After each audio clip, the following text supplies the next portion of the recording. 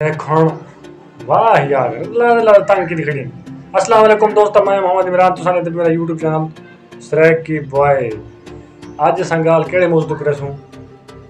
हाँ हाँ ठीक है।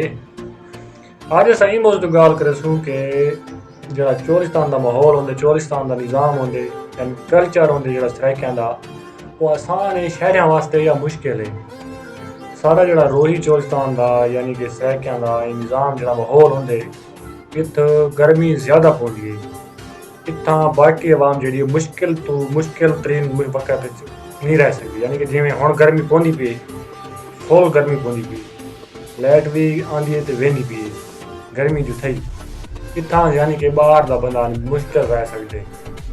असां जेह्ड़े सराइकी लोग ने इन जगह जेह्ड़े आदि थे कने गर्मी बर्दाश्त कर वेने वाला असां को जित्थां मर्जी छोड़ दे असां आप दा गुजारा कर गिने। लेकिन जेह्ड़ा होंदे ना बाहर दे शहरी वगैरह पठान लोग जेह्ड़े अपने कारोबार वास्ते बाहर निकलदे न वो इत्थां नहीं रह सकदे। सारे कोल भी इत्थां पठान हैं सारे इलाके दे विच, लेकिन इत्थां गर्मी फुल आ गई मुंह करके पिछा आप इलाके दो।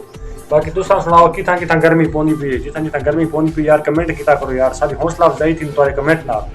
सबको पता चल वेंदे कि साडी वीडियो केड़े केड़े जगह ते वेंदी है ते केड़ा केड़ा बंदा साडी वीडियो को देखे। तुहाडा कमेंट आसना कि मैं फलानी जा तो देदा पियां, इत्थे सारे कोल गर्मी है, बारिश है, क्या निज़ाम है, खुश है से जिंदगी को क्या मुतासर करना पवे। सबको तारा मजा आवे सुनते कमेंट। वीडियो को लाइक किया करो, चैनल को सब्सक्राइब मारो यार, फुल सपोर्ट करो तारे कि बड़ी गर्मी दे वीडियो बनेंगे। मिलते हैं अगली वीडियो अल्लाह ने के बाद सपोर्ट दी वट कटियो यार, सपोर्ट तो जस्ट नहीं करनी पई। शेयर करो धड़ाधड़ वीडियो को शेयर करो, मुझसे सही अच्छा अच्छा वीडियो आने लगे। मिलते हैं अगली वीडियो, तब तक के लिए अल्लाह ने के बाद।